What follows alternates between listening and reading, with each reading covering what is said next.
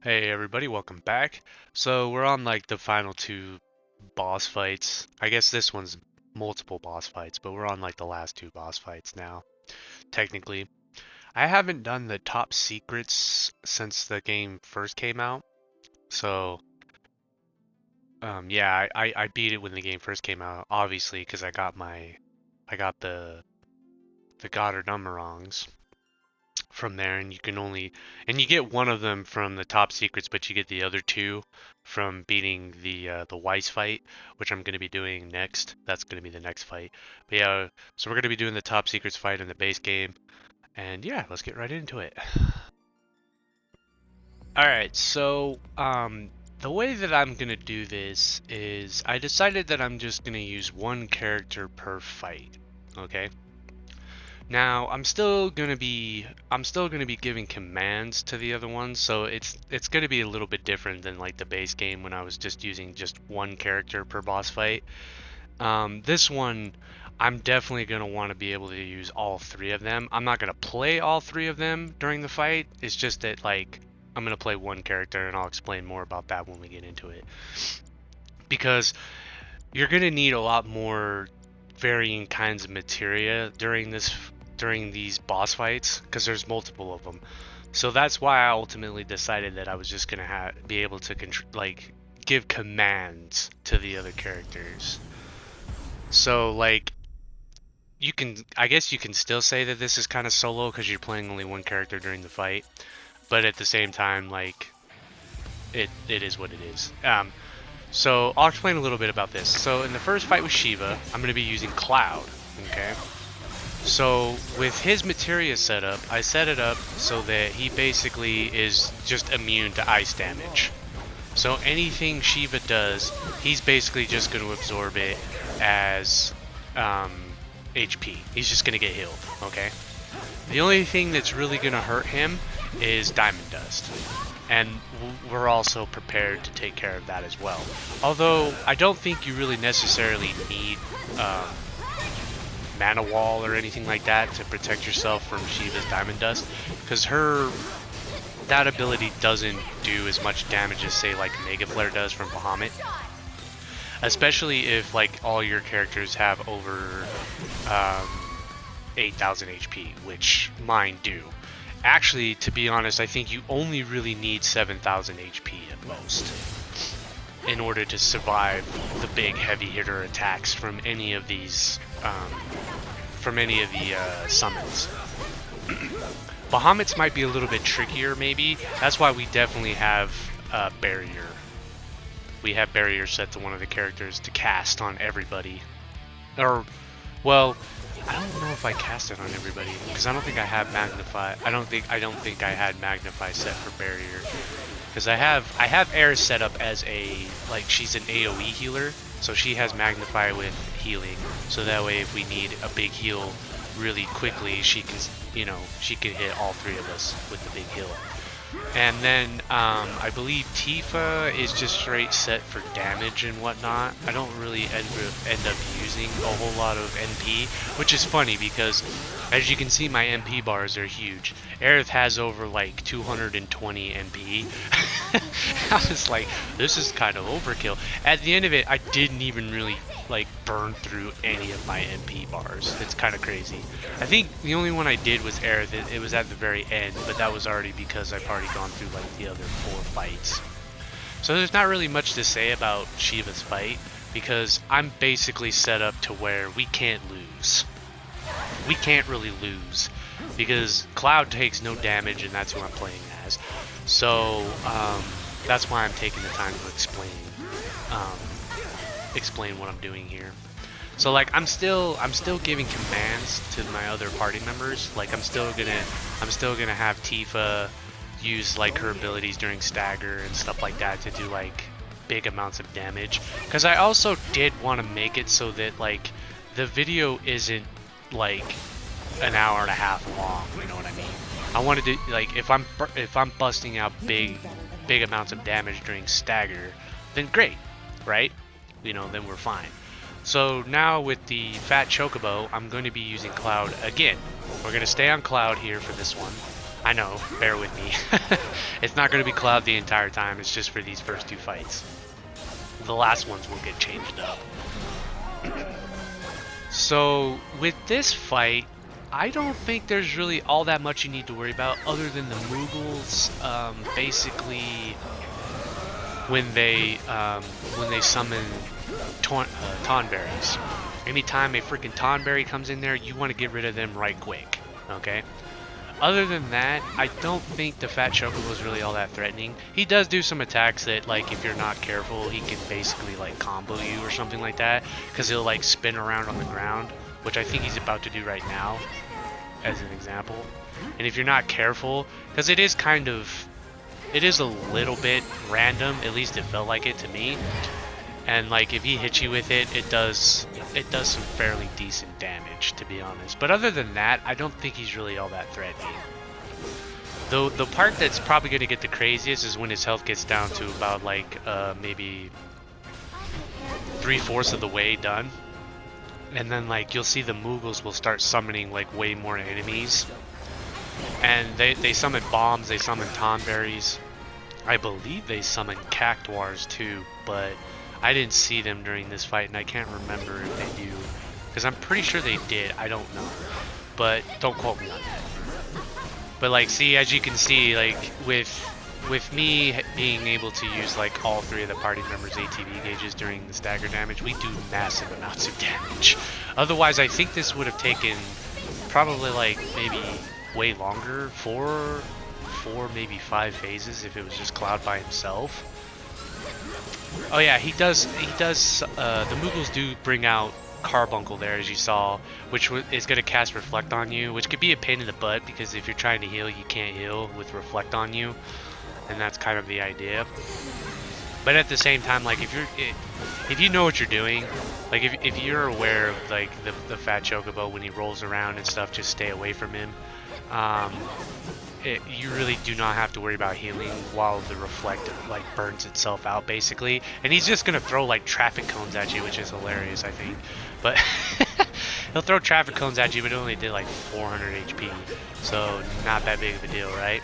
It's just that, like, the only thing you really want to worry about is the Tonberries. If you see them out there, get rid of them. Because if they hit you with the Chef's Knife, you're dead. And you could just hit, like, a triple slash, and even your my teammates were, like, wiping him out, like, because you saw that Tonberry off to the right. He got absolutely destroyed before I could even do anything. And I'm like, oh look, there's one right there, get him! Just make sure he doesn't hit you with the Chef's Knife, because the one time I actually had to restart this, because I did want to do this without anybody dying.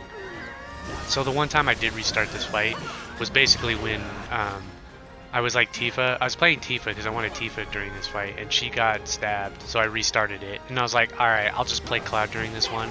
We'll have Tifa play a different fight. It wasn't that, like, Tifa couldn't do it. It was just that, like, I made a mistake and thought I could ignore basically all the little ads, and I didn't really see the Tonberry coming. He basically came out of nowhere, and all of a sudden he'd come up off screen, and I ran towards him and he just stabbed me, and I was like, oh, that sucks. It was like, damn it, I didn't even see this guy. Where did he come from? But yeah, we'll end the Fat Chocobo fight here. Easy. I used my limit break because they do not carry over to the next fight anyways. So yeah. And I also did this without the Goddardummerongs because I wanted to do, like, for people who may have been, like, are trying to squeeze this game in before Rebirth comes in and they wanted to do these, then yeah, this is kind of a neat little video for you to use to kind of help you, like what I did to get through these fights. So the next fight's going to be Leviathan, and we're going to be using Aerith. And the reason why we're using Aerith is because there's going to be a point in this fight where Leviathan just flies around in the air, and I think it's the most obnoxious thing in this entire game. If I'm being honest, like, I didn't really like the flying enemies aspect in this game, obviously because the combat wasn't actually, like, built for it, in my opinion, because you didn't have a whole lot of air options. Like, your only real air options was to use either magic or Barret, you know? And I mean, sure, Cloud and Tifa can get up in the air, but they only do, like, what, a 3 or 4 hit combo, and it's not necessarily reliable, you know what I mean? It doesn't do like a ton of damage, you know? And especially with how high Leviathan flies in the air, good luck reaching him, you know? I don't remember if you can. It's been a while since I've actually tried to hit Leviathan in the air with physical attacks, but that's one of the reasons why I wanted to use Aerith for this. That way we could cast Thunder at the same time, which is what he's weak to. Obviously, water, thunder. But he does do a big tidal wave attack, which is his big explosive attack, which does do a fair amount of damage, but I don't think you really need mana wall for it. As long as you keep your party basically above, I think above 7,000 HP, I think you should be fine. Yeah, you should survive that attack just fine. If you do have a character that's low when you see Leviathan cast Tidal Wave, which I don't think he did in this fight. He did in my first attempt against him, but like he didn't in this fight. But if you do have a character who's low on HP, heal them real quick if you see the Tidal Wave name above his head, above Leviathan's head pop, or hit him with the quick mana wall or something to help you kind of mitigate the damage. I think the biggest damaging move that he did was the spinning the spinning dive or whatever he does. This thing did a lot of damage when it does hit you without blocking, because it's like with Aerith having steadfast block on, it makes it nice. So that way I'm building up ATB gauge while he's hitting me. I don't think she has steadfast block on her. Maybe if she does, then great. But yeah. So like the fight generally is like this. Like this portion of the fight's easy, and even when it's flying in the air, it's easy. It's just annoying in my opinion, because it just takes so damn long, because you're sitting there, you got to build up ATB in order to hit him in the air with the attacks. I mean, you could hit him with Aerith's normal attacks, but it's just not gonna do a whole lot of damage. And it's just like, I hated it. I hate it so much. I mean, I knock him out of the air, and the only way I knocked him out of the air is because I get a stagger on him when he's in the air. So annoying though. But this one's actually my least favorite of the summon fights, if I have to be honest. It's my least favorite. Just because of that aspect. And I'm actually glad that Rebirth is addressing it. And yeah, see, when he does this, he's gonna summon these like water tornadoes, and he's gonna start flying in the air for pretty much the rest of the fight. Like, unless there was something that I was missing to knock him out of the air, the only time I did knock him out was when I built up my stagger gauge on him. And the thing about these tornadoes is when he's behind them, any of your attacks will basically go immune, because if they pass through like the water tornado, it just makes them immune. So like, when you see me running around trying to avoid the tornadoes to basically get a clear shot at him, there's a few reasons why I don't want to get hit by the tornadoes, yes, but I'm also trying to give me like a clear path to attack it. Yeah, see, you saw right there, I got the hit with the immune numbers, or the immune. But yeah, so I mean, if you know the way to knock him out of the air without staggering him, great, go for it. I didn't know how to do it. At least if there was a way, I forgot. I'm pretty sure there wasn't. I think the only way you can knock him out of the air is to get his stagger gauge up. Because yes, he's going to do that this is like the rest of the fight, basically. Once you get down to this point, and then he still does the spinning dives. But for the most part, like, yeah, this is the rest of the fight. And then like occasionally he's gonna like hover over the ground and stuff low enough for like Tifa and Cloud to hit him. But most times, like, yeah, they're just sitting there doing nothing. And I suppose I could have had Cloud cast fire at him, I guess. No magic is better than nothing, I guess. So I suppose if that's something you want to do, go ahead and do it. Cause like, or I mean ice, sorry. He has ice, not fire. I'm pretty sure Aerith has fire on her as well. And Tifa has no magic, so maybe if you're thinking about it, you can also give Tifa maybe some magic to help in this fight, I guess. So that way it's not just Aerith the entire time doing it. But since I was kind of doing it somewhat solo, I guess, I was just having Aerith do all the attacking. And then like when he flowed down like this, I would just have them burn some of their ATB, I guess. Even though it was like, it didn't seem like it was hitting him or doing anything to him at all. But yeah, this was the fight I actually burned through a lot of Aerith's AP. This is where a lot of Aerith's MP goes, is during this fight. Because I mean, look at this. This isn't riveting at all to you, any of you guys, right? You're watching this and you're like, wow, this is a great boss fight. What an awesome boss fight, right? Totally cool. But like, you can either kill him while he's in the air, or like, yeah, when you get the stagger, which is, that's not really much to say about this anymore. I've said pretty much all there is about the fight, because I don't think he does tidal wave. He never did tidal wave during this, which is interesting. I think I might have got him down to this phase quick enough before he was even able to do it. But yeah, other than, yeah, it's just like, this is probably my least favorite fight. If I had to give a list, I'm like, yeah, the Leviathan fight is definitely not my favorite. It's just so dull and uninteresting. There's not a whole lot happening. And like, to be honest, there's not a whole lot of danger. You know, I'm not really in any particular, I'm not in any danger or anything like that. I don't feel like I'm in any danger. There's no kind of like, there's no sense of urgency. It's like, oh no, I need to kill him quickly before he does some like big attack, you know? It's just basically, yep, I'm running around, chasing him around, finding good angles to attack to not get hit by these tornadoes. And he's about to get staggered here, so this is when the fight's about to end. Thank God for that. We get to the more interesting fights after this. So yeah, knocked his ass right out of the air. It's like, yay, and we only have like 83 MP left. Woohoo! And we're gonna be using Aerith one more time during this, so yeah. But it's fine, the fight's pretty much over at this point. You know, Cloud and Tifa have enough ATB gauge to end this themselves, you know.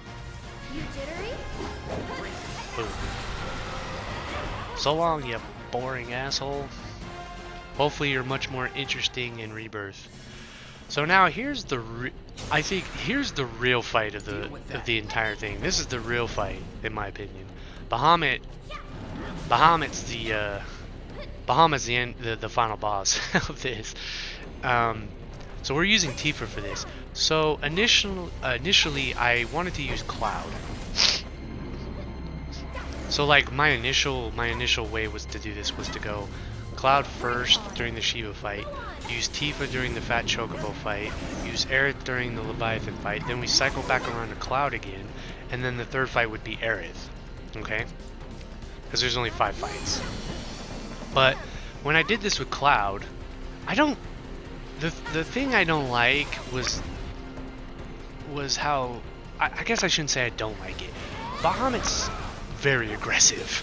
Very, very aggressive. He's going to be up in your face. He's going to be trying to hit you with umbral strikes, which I don't like this move. This move is so hard to dodge without Tifa's parry. It's insane. It's almost like if you don't want to get hit by that attack, use Tifa, right? Because like if you get hit by that attack, you're going to get like popped up in the air, right? So you're going to get popped up in the air and you're going to get hit by the second one. And it does a pretty nice chunk of damage. So when I was playing with Cloud, I spent most of the time trying to heal, okay? Because I was getting hit by the umbral strikes because I couldn't avoid it. Couldn't avoid it with Cloud. I tried the timing and stuff like that. I tried running side to side, and it's just like it kind of has like a little AoE attack to it. At least it feels like it. It feels like it has like a splash or something. And if you're in like the vicinity of it, you're gonna get popped up, you know. And it does it every time. It's gonna pop you up, and it's gonna do like 2,000 points of damage to you. So you're gonna be like immediately in yellow health, yellow caution and stuff, and you're gonna want to heal and stuff. And it was just like that's the whole reason why I picked Tifa for this, was just to avoid this attack, to be honest. That was the whole point. Other than that, Bahamut's just aggressive. He's just up in your face, which isn't that big of a deal, you know. And if you have steadfast block on. If you have steadfast block on, him being aggressive isn't that big of a deal because you can kind of block his swipes, like these ones, the ones that he just did, and you can just build up your ATB gauge that way. And so there was kind of a strategy I did kind of plan for. So this would be the same as if you were doing this on like Intergrade with Yuffie, when you had Bahamut's gonna do the same thing in this fight that it does when you're fighting Bahamut with Yuffie. He's gonna summon Ifrit, and Ifrit's gonna be in the fight. And then you can also kind of prepare for that by putting on the elemental fire materia on your armor, and make sure that your elemental materia is fully mastered, because then that way any kind of that whatever elemental materia you attach to it, you'll get healed every time you get hit by that. And since everything Ifrit does is basically fire damage, you just get healed all the time, and then you don't have to worry about Ifrit, and you can kind of focus on Bahamut. It's a strategy you can employ in this fight as well, and I think I had that set up on Aerith.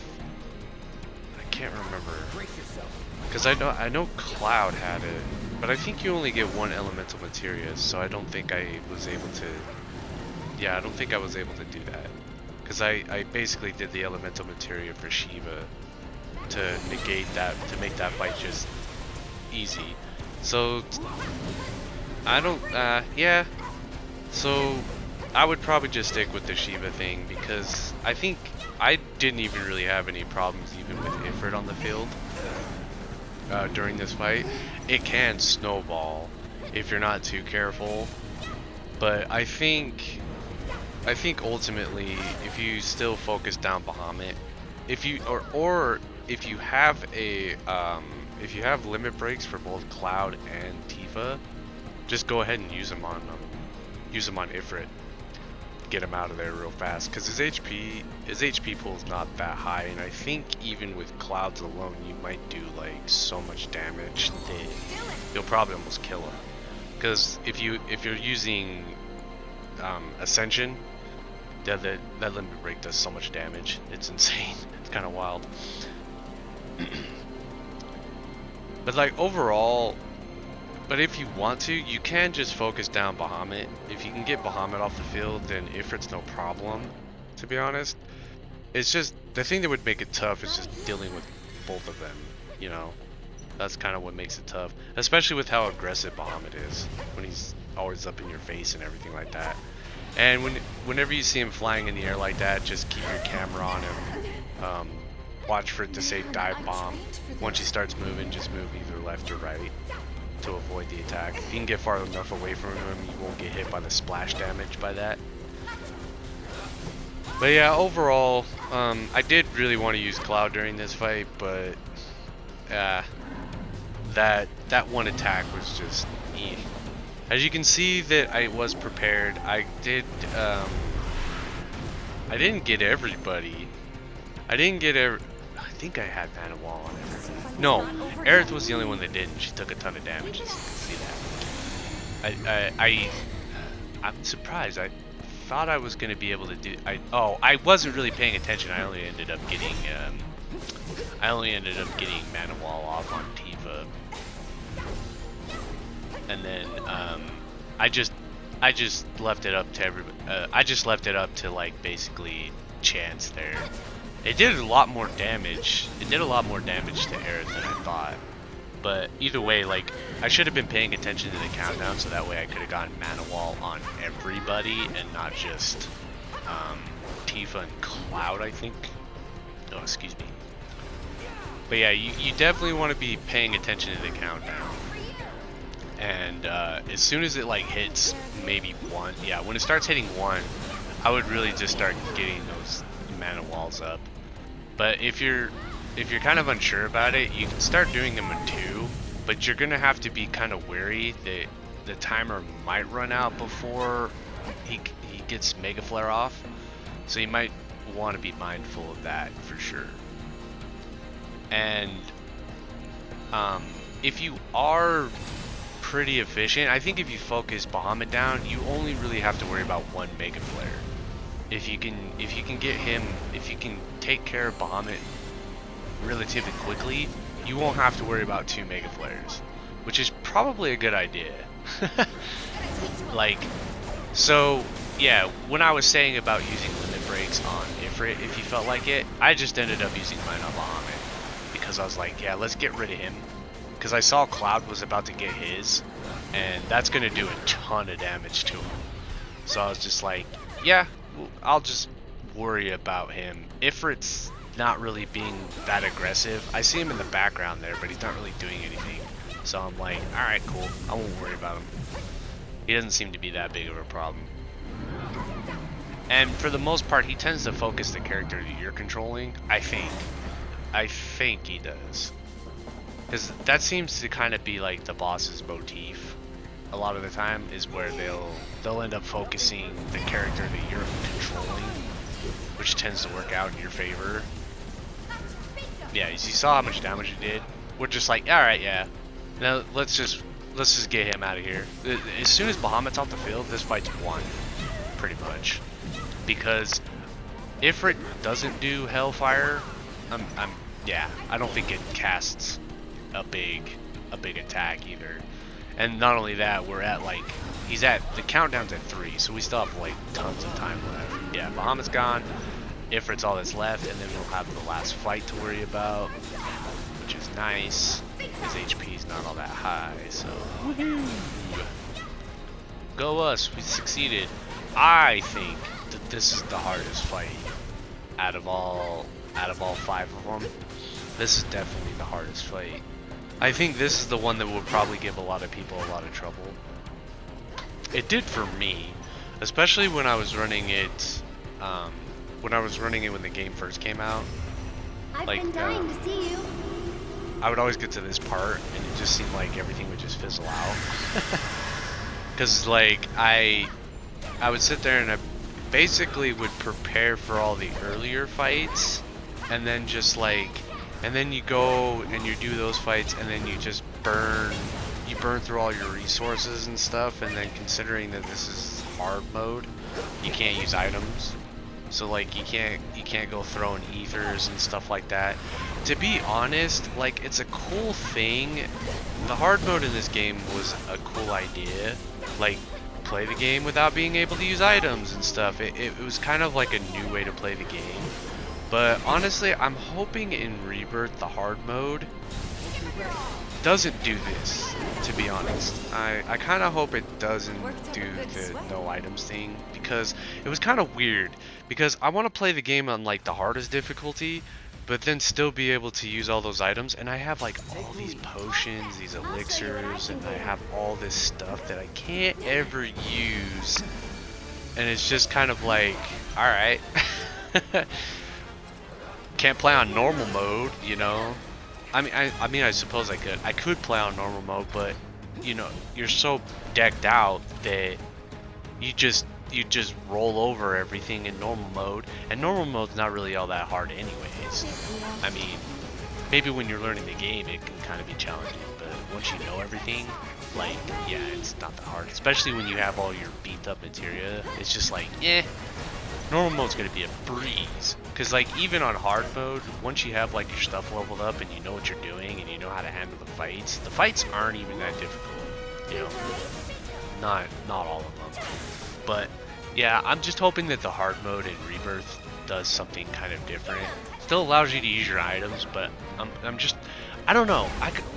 My hope for like hard modes in these games is that they just give more mechanics to the bosses. You know, they give them like some attacks that you don't see in like normal mode.